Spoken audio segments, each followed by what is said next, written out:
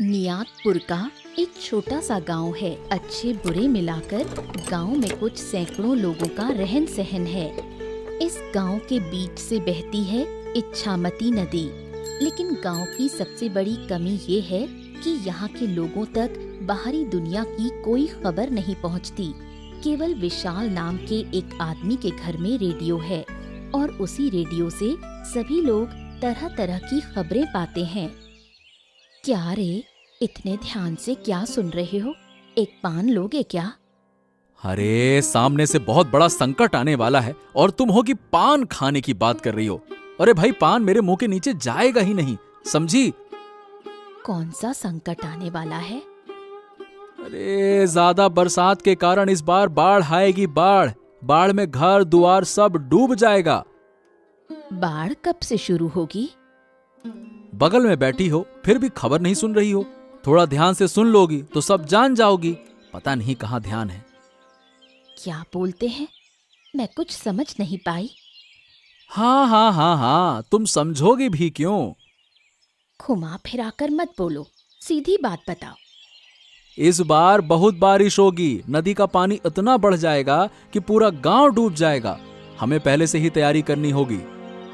मुझे तो बहुत डर लग रहा है। हमारा क्या होगा? चलो एक काम करते हैं, हम ऊंचे इलाके में चलते हैं। ओहो, कहीं जाने की जरूरत नहीं है। हमारे घर के पास बड़ा आम का पेड़ है। उसी पर बांस से 2 मंजिला घर बनाएंगे। बरसात आने तक हमारा घर तैयार हो जाना चाहिए। बहुत अच्छा होगा। तब हमें घर छोड़कर कहीं जाना नहीं पड़ेगा। जब सब बाढ़ में डूबेंगे तब पेड़ पर आराम से रहेंगे। और सुनो, ये बात तुम गांव में किसी से कहना मत, ठीक है? नहीं जी, मैं किसी से कुछ नहीं कहूँगी। हम नहीं बताएंगे तो गांव के लोग कैसे जानेंगे? क्या जानेंगे? इस गांव में एक ही रेडियो है, वो भी हमारे घर में। पेड़ पर ईंट पत्थर से घर तो बन नहीं सकता। बांस से मजबूत करके ही 2 मंजिला घर बनाना होगा। हाँ, तुम बिल्कुल सही कह रही हो। कल से ही काम शुरू करना होगा। इसी गांव में विजय नाम का एक आदमी भी रहता है। पत्नी दिशा के साथ उसका छोटा सा परिवार है। वो लोग विशाल के पड़ोसी हैं। विजय दिन भर मेहनत करता और रात को घर लौटता और फिर दिशा से तरह तरह की नोकझोंक होती। ये तुम्हारे घर आने का समय है। इधर मैं दिन भर अकेली घर में पड़ी रहती हूँ, उसकी तुम्हें कोई परवाह नहीं। अरे तो क्या करूं? मैं जानबूझकर तो देर नहीं करता। दिन भर बहुत काम रहता है। काम करके ही देर से लौट पाता हूँ। क्या करूं? इतना काम करके होगा क्या? अरे भाई, काम ना करूं तो घर कैसे चलेगा? दिन भर मेहनत करके लौटा हूँ और तुम अच्छा व्यवहार करने की बजाय झगड़ा कर रही हो। क्या करूं? दिन भर अकेले रहते रहते मेरा मूड चिड़चिड़ा हो गया है। अरे भाई, तो दिन भर अकेले क्यों रहो? आसपास के लोगों से बातचीत तो कर सकती हो ना। तुमसे एक बात कहनी थी। क्या? पड़ोस के विशाल दादा, जानते हो ना, वो लोग आम के पेड़ पर बांस से 2 मंजिला घर बना रहे हैं। कहते हैं कि गांव में बाढ़ आ जाएगी, इसलिए अपनी सुरक्षा के लिए ऐसा कर रहे हैं। अरे उनकी तो किसी बात पर मुझे विश्वास ही नहीं है। तुम बिल्कुल भी विशाल दादा और ललित दीदी की बातों पर भरोसा मत करना। कोई बेवजह पेड़ पर घर बनाता है क्या? जरूर बाढ़ का खतरा होगा। तुम तो उनकी बातों पर ध्यान ही नहीं दे रहे। हाँ, देखो ऐसा है, मैं उन्हें बहुत अच्छे से जानता हूँ। झूठ बोलना और चालाकी करना ही उनका काम है। पेड़ पर घर बनाकर सबको दिखाना चाहते हैं कि देखो, हम पेड़ पे रहते हैं। अगर सच में बाढ़ आ गई तो हमें ही मुसीबत होगी। अरे मुझे तो उनकी कोई बात सुननी ही नहीं है। एक नंबर के झूठे हैं वो। ठीक है, उनकी बात अब मैं नहीं कहूँगी। तुम हाथ मुंह धो लो, मैं खाना परोसती हूँ। कई दिन बीत गए। बरसात भी शुरू हो चुकी है। उधर शहर में अचानक चोरी की घटनाएं बढ़ने लगी हैं। एक दिन कुछ पुलिस वाले निताईपुर गांव में एक चोर की तलाश करने पहुंचे। क्या घर में कोई है क्या? जरा बाहर आइए। पुलिस मेरे घर पे आई है? आप लोग क्यों आए हैं? बताइए क्या क्या चाहिए? बात यह है कि हम एक चोर की तलाश में आए हैं। शहर के राइस मिल से बहुत सारा पैसा चोरी करके भाग गया है वो।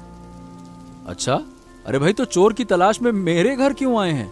यहाँ कोई चोर नहीं है, कहीं और खोजिए, वहां मिलेगा, यहाँ नहीं है। ये चोर इसी गांव में है। पूरे गांव में तलाश कर लिया, कहीं नहीं मिला। बस आपके घर की तलाशी बाकी थी। अरे भाई मैं कह रहा हूं ना, मेरे घर में कोई चोर वोर नहीं है। गजब बात करते हैं आप भी।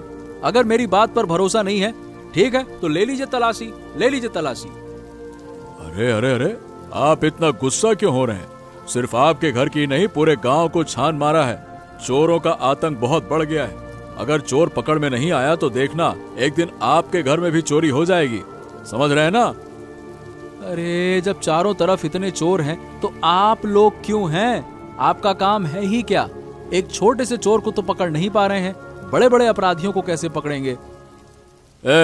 अपने आप को बहुत ज्यादा समझदार समझते हो। ज्यादा समझदार बनना भी अच्छा नहीं होता है। वाह वाह वाह वाह वाह, सच्ची बात बोलते ही लोगों को ज्यादा समझदार कहा जाता है। आप लोग तो सरकारी नौकरी करते हैं, आराम से बैठे रहते हैं, बड़े बड़े अपराधियों से पैसे खाकर अमीर बन जाते हैं, और छोटे से चोर को पकड़ नहीं पा रहे। मुझे तो सोचकर ही हंसी आ रही है। अरे चलो यहाँ से, इस आदमी की फालतू बातें सुनने का समय नहीं है। चलो। हाँ हाँ, क्या हो गया? घर की तलाशी लिए बिना ही जा रहे हैं, क्या हो गया है? हाँ हाँ ठीक है, हमें समझ में आ गया कि आपके घर में कोई चोर नहीं है। बच गए। बरसात का कहर और बढ़ता जा रहा है। इच्छामती नदी का पानी गांव में घुसने लगा है। अब जाकर गांव वालों को समझ आया कि इस बार का पानी पूरा गांव डुबो देगा। उधर राइस मिल से पैसे चुराने वाला चोर विशाल के घर में छिपा बैठा है। अरे भाई, पुलिस आई थी, चालाकी से भगा दिया। लेकिन ये बताओ कि तुम्हें आसरा देने से हमें क्या फायदा? एक बार बचा लिया तो बार बार बचाऊंगा, ये मत सोचना। अरे अगर मुझे पुलिस के हवाले नहीं करोगे ना तो तुम्हें बहुत फायदा होगा। वाह वाह वाह वाह वाह, सुनो तो सही, बताओ बताओ बताओ, क्या फायदा होगा? कहीं हमें बेवकूफ तो नहीं बना रहे हो? अरे कैसी बातें करते हो, मैं तुम्हें बहुत कुछ दूंगा। ये लो, ये रहे 5,000 रुपए, अब से ये तुम्हारे। हाँ, 5,000 रुपए लाओ, दो। हाँ, और भी बहुत कुछ दूंगा, लेकिन एक शर्त है, मेरी बात पुलिस को जरा भी पता नहीं चलनी चाहिए। हाँ, मैं वादा करता हूँ तुम्हारी बात कोई नहीं जान पाएगा। तुम यहाँ निश्चिंत होकर रह सकते हो। ये तो सही है। तेज बारिश में विजय शहर से काम करके लौट रहा था। तभी उसने विशाल के घर में हो रही सारी बात सुन ली। सब सुनकर विजय जल्दी जल्दी घर लौट आया। तुम ऐसे हांफते हांफते घर में क्यों घुसे? अरे सुनो, तुम्हें कुछ जरूरी बात बतानी है। पुलिस जिस चोर को खोज रही है ना, अरे वो चोर तो विशाल दादा के घर में बैठा है। हाँ, पेड़ पर जो घर उन्होंने बनाया है उसी में बैठकर चोर उनसे बातें कर रहा था, मैंने सुना। ओ माँ, सच में? उन्होंने आखिरकार एक चोर को आसरा दे दिया। बहुत ही स्वार्थी लोग हैं।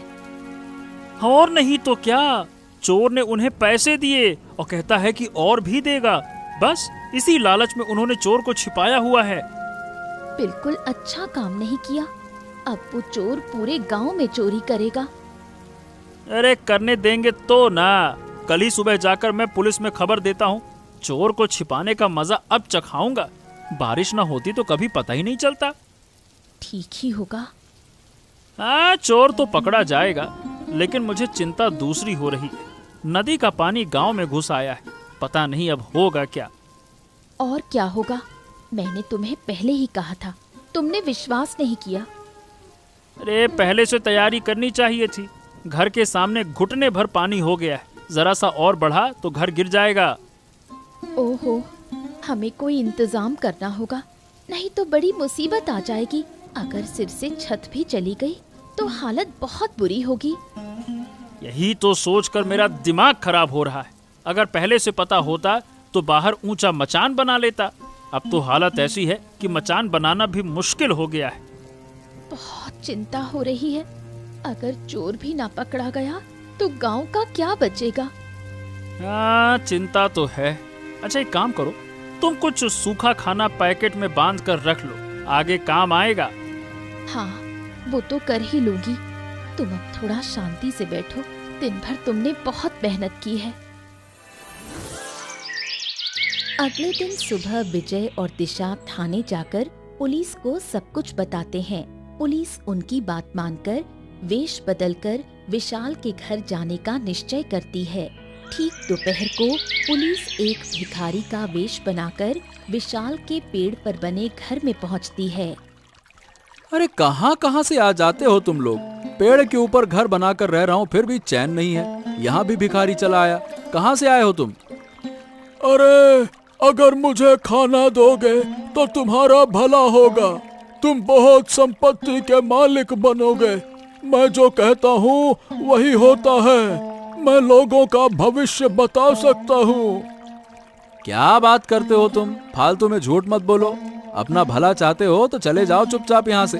शांति से खाने दो हमें। अगर मुझे खाना नहीं दोगे तो तुम्हें नुकसान से कोई नहीं बचा सकेगा। हाल ही में जो तुम्हारी आमदनी बढ़ी है वो भी बंद हो जाएगी। अरे जब ये चोर इतना कह रहा है तो थोड़ी सी खिला ही दो ना। इतना सारा खाना हम नहीं खा पाएंगे। जिंदगी में इतना सारा खाना कभी नहीं देखा। मछली, मांस, अंडे सब है। मुझे एक वक्त का खाना खिलाओगे तो तुम्हारे भाग्य खुल जाएंगे। हाँ। अरे कब से तो कह रहे हो तुम कि हमारा भाग्य खुलेगा, भाग्य खुलेगा। बताओ असल में होगा क्या? तुम्हारे पास ढेर सारे पैसे होंगे। गांव वाले सिर्फ देखते रह जाएंगे। हाँ। और सुनो, अगर तुम्हारी बात झूठ निकली ना तो तुम्हें ढूंढ कर खत्म कर दूंगा मैं।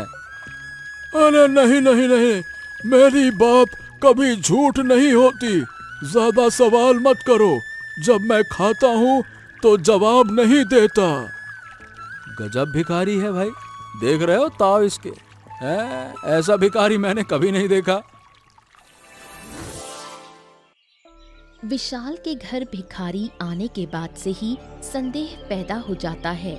ललिता और विशाल बहुत चालाक हैं, इसलिए किसी मुसीबत में पड़ने से पहले वो पेड़ पर बने घर से भागने का निश्चय करते हैं। मुझे अजीब लग रहा है, इस चोर को शरण देकर कहीं गलती तो नहीं कर दी। दोपहर में खाकर चोर कहाँ चला गया? अरे कहाँ जाएगा भाग्यवान, चोरी करने गया होगा। चोर का काम तो चोरी करना ही है ना। चारों ओर बाढ़ का पानी फैला हुआ है। हम पहले से तैयार थे इसलिए बच गए, वरना गांव वालों की तरह हम भी मुसीबत में पड़ते। हाँ, मेरे मन में तो कुछ और ही बात घूम रही है। आज दोपहर में एक भिखारी आया था। मुझे उस पर संदेह हो रहा है। मतलब सच में कोई भिखारी था या फिर कोई और? कहीं वेश बदलकर हमें नुकसान पहुंचाने तो नहीं आया? सुना है पुलिस वेश बदलकर अपराधी पकड़ती है।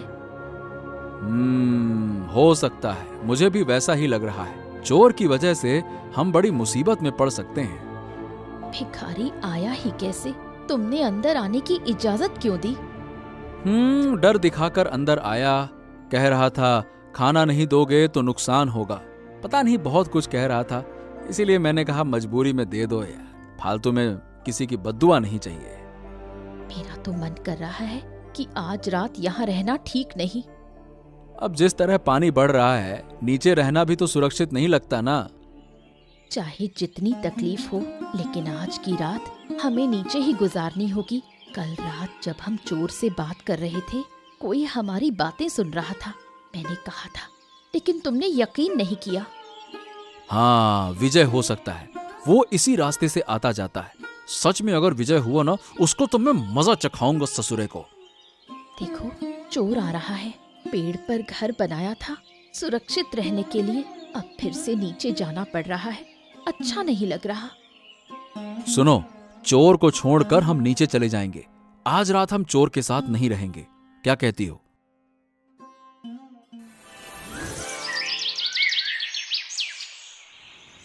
विशाल और ललिता मुसीबत से पहले ही पेड़ पर बने घर से निकलकर सुरक्षित जगह चले जाते हैं।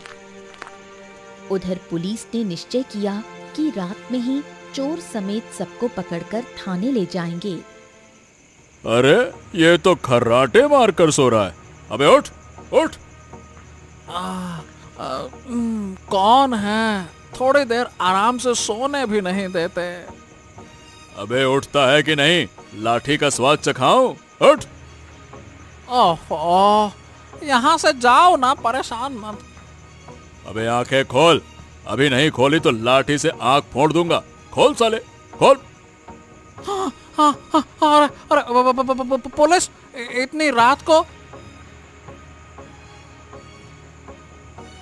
और नहीं तो क्या, बहुत ढूंढा, आखिरकार तू हाथ लगी गया ना।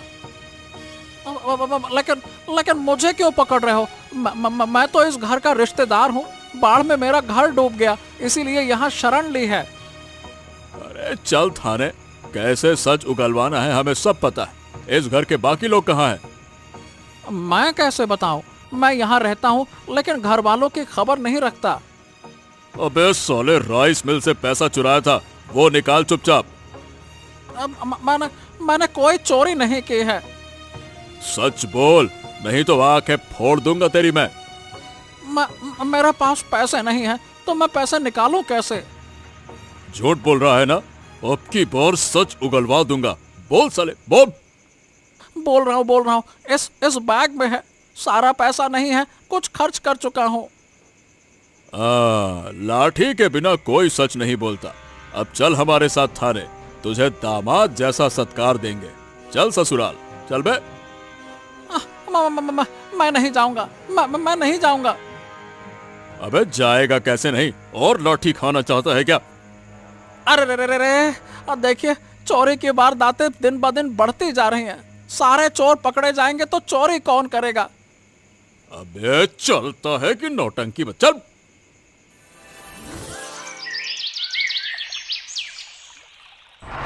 चोर पकड़े जाने से विशाल और ललिता विजय से बहुत नाराज हैं। आज काम पर जाने की जरूरत ही नहीं थी। घर के अंदर पानी भर गया है, थोड़ी देर में तो खाट पर भी चढ़ जाएगा। अकेले मैं क्या करूंगी? घर टूट गया तो सब खत्म। तुम लोगों ने अच्छा नहीं किया। घर में मेहमान आए तो क्या उसे पुलिस के हवाले कर देते हैं?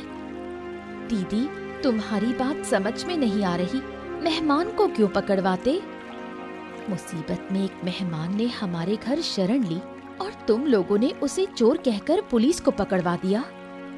चारों तरफ लोग मुसीबत में हैं और तुम लोग चोर की चिंता कर रहे हो। बाढ़ में फसल नष्ट हो रही है, घर टूट रहे हैं, कुछ दिन बाद लोग भूखे मरेंगे।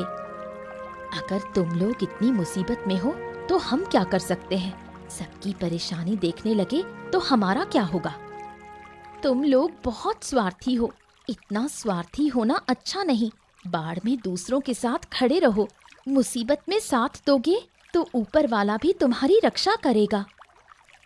तुम्हारी ये ज्ञान की बातें मुझे बिल्कुल अच्छी नहीं लग रही। अच्छी ना लगे तो मत सुनो। तुम्हारे साथ बात करने की मेरी कोई इच्छा नहीं है। बस कहना था कि तुम लोगों ने हमारे मेहमान को पुलिस के हवाले करके अच्छा नहीं किया।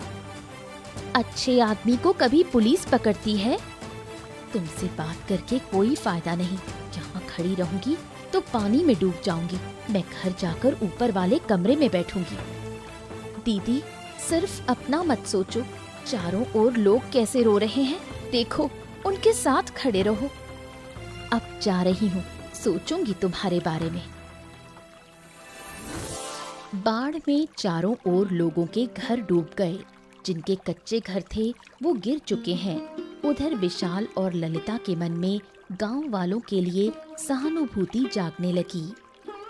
बहुत मुसीबत में पड़कर तुम्हारे पास आई हूँ, मुझे थोड़ा आश्रय दोगे? आओ आओ आओ बूढ़ी माँ।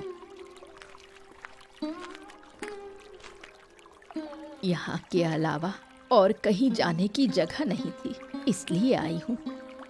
हाँ, गांव में जो अभी भी मुसीबत में है उनकी मदद तो करनी होगी। सबको आश्रय केंद्र तक पहुंचाना होगा। बूढ़ी माँ, मुझे तुम्हारी मदद पहले ही करनी चाहिए थी। मेरी इतनी उम्र हो गई, लेकिन ऐसी बाढ़ कभी नहीं देखी। ये तो महाप्रलय जैसा है। तूने पेड़ पर घर बनाया, वरना मैं भी पानी में बह जाती। बूढ़ी माँ, सही बताऊं तो लोगों का दुख देखा नहीं जा रहा। अरे इतनी मुसीबत से लोग कैसे निकलेंगे? बिल्कुल सही कह रहे हो। नाव से आते समय मैंने देखा, गाय, बकरी, आदमी सब बह रहे थे। हाँ, मुझे पहले ही सबकी मदद करनी चाहिए थी। हमने सुना था कि बाढ़ आएगी, लेकिन ध्यान नहीं दिया। जब मैं पेड़ पर घर बना रहा था तो लोग मजाक उड़ाते थे। अब बताओ भला, यही घर सबके काम आ रहा है कि नहीं आ रहा है? किसी चीज का मजाक उड़ाना ठीक नहीं, लेकिन एक बात बहुत अच्छी लग रही है, तुम्हारा बदलाव देखना। अच्छे इंसान को सब प्यार करते हैं बूढ़ी माँ, बुरे को कोई नहीं। काश मैं हमेशा अच्छा इंसान बना रह सकूं। नीचे देखो, लोगों के घर सब बह रहे हैं। आए रे, इतनी कम उम्र में जान गंवानी पड़ी है। हे ऊपर वाले, सबको बचा लो। देखते देखते कई दिन बीत गए। बाढ़ का पानी भी कम होने लगा। विजय और दिशा विशाल के 2 मंजिला मकान से अपने घर लौट आए। उधर चोर थाने से भाग निकला। पुलिस फिर से चोर की तलाश में जुटी है। हाँ, बाढ़ का पानी काफी उतर गया है। अब काम काज शुरू करना होगा। कुछ दिन और रुक जाओ, अभी भी पूरा पानी तो नहीं गया। अरे, तो ऐसे बैठे बैठे समय काटने से कुछ नहीं होगा। घर में खाने को भी कुछ नहीं है। अगर काम नहीं करेंगे तो भूखे मरना पड़ेगा ना। एक बात तो माननी ही पड़ेगी, विशाल दादा और ललिता दीदी ने बहुत मदद की। जितने दिन हम उनके घर में रहे, उन्होंने हमें खिलाया पिलाया, नहीं तो हमारा खाना बहुत पहले ही खत्म हो जाता। अरे भाई, अब भी उनके घर में बहुत से लोग हैं। उनके बदलाव को देखकर तो सही बताऊं, मैं सचमुच हैरान हूँ। क्या बात है, सुबह सुबह गांव में पुलिस फिर से चोर की तलाश में आए हैं क्या? अरे बात यह है कि चोर थाने से भाग गया। पूरे गांव को छान मारा पर कहीं मिला नहीं। अरे, विशाल दादा के घर में देखा? अरे उनके 2 मंजिला मकान में देखा, मगर वहां भी नहीं दिखा। क्या बात कर रहे हैं? आखिरकार चोर भाग कैसे गया, पहले ये बताइए। अरे, एक मामूली से चोर को भी आप लोग कैद में नहीं रख पाए, सही ढंग से जिम्मेदारी नहीं निभा सकते, तो पुलिस की नौकरी करते क्यों हैं? अरे भाई, चोर का काम ही चोरी करना है। वो सिर्फ लोगों के घरों में ही चोरी नहीं करता, थाने से भी चोरी करके भाग जाते हैं। वाह वाह वाह वाह वाह, बाढ़ में लोग भूखे मर रहे हैं, ऐसे समय अगर चोरी भी होने लगे तो लोग जिएंगे कैसे? अरे ठीक है, भाग कर जाएगा कहाँ? किसी भी तरह पकड़ लेंगे उसको। वाह, पिछली बार कितनी चालाकी से चोर पकड़ा गया था। अगर आप लोग ठीक से जिम्मेदारी निभाते तो वो कभी भाग ही नहीं पाता। कोई बात नहीं, इस बार पकड़ा जाएगा। फिर देखो हम उसका क्या हाल करेंगे। अब दोबारा भागने की हिम्मत भी नहीं करेगा। भागने की हिम्मत नहीं करेगा? पहले पकड़ के तो दिखाइए। हाँ, ठीक है, पकड़ लेंगे। चोर बाहर निकलकर ये तय करता है कि वो विशाल के घर जाकर खाने में जहर मिलाकर सबको मार डालेगा और उनका सब कुछ लूट ले जाएगा। पानी तो पूरा उतर गया है, अब मुझे अपने घर लौटना चाहिए। और कितने दिन तुम्हारे घर रहूंगी? सब लोग तो चले गए, बस मैं ही अब तक पड़ी हूँ। बूढ़ी माँ, आप बुजुर्ग हैं, कुछ दिन और रुक जाइए। अभी भी चारों ओर पानी है, पूरा सूख जाने पर ही जाइएगा। मेरा घर बचा भी है या बह गया पता नहीं। अगर घर बचा है तो ठीक, वरना मेरे पास छत ही नहीं बचेगी। आपको इतना सोचने की जरूरत नहीं, आप हमारे घर में रहिए, आपको रहने की जगह हम देंगे। वो कैसे हो सकता है? क्यों नहीं हो सकता? हमें अपना मान कर रहिए, आपका तो कोई अपना है नहीं, हमें अपना मान लीजिए। पुलिस तुम्हें ढूंढ रही थी। अब हम तुम्हें शरण नहीं दे सकते। मैं तो रहने नहीं आया हूँ। वो क्या है कि तुम लोगों ने मेरी मदद की थी, इसलिए सोचा कि तुम्हारे लिए मिठाई ले आऊं। हाँ, तुम मिठाई छोड़ो और चले जाओ यहाँ से। तुम मेरी बहन जैसी हो ना। मैं खुद अपने हाथों से तुम्हें मिठाई खिलाना चाहता हूँ। और बूढ़ी माँ, क्या आप स्वादिष्ट मिठाइयाँ खाएंगी? हाँ लाओ, खा लेती हूँ। बहुत दिन से मिठाई नहीं खाई। हम बाद में खा लेंगे, तुम चले जाओ, वरना पुलिस आ गई तो हम भी मुसीबत में पड़ जाएंगे। जब तक मिठाई नहीं खाओगे मैं नहीं जाऊंगा। हाँ। अरे कितने जिद्दी हो। अच्छा तो खा रही हूँ, मुझे भी एक दो। मिठाई का स्वाद बहुत अच्छा है। ऐसी मिठाई पहले कभी नहीं खाई। विशाल के घर में ना होने का फायदा उठाकर चोर ने ललिता और बूढ़ी अम्मा को जहरीली मिठाई खिला दी और मार डाला। फिर घर का सब सामान लूटकर भाग गया। इस दर्दनाक घटना के बाद विजय दौड़ा दौड़ा थाने पहुंचा। क्या बात है, इतनी रात को? क्या चोर की कोई खबर है क्या?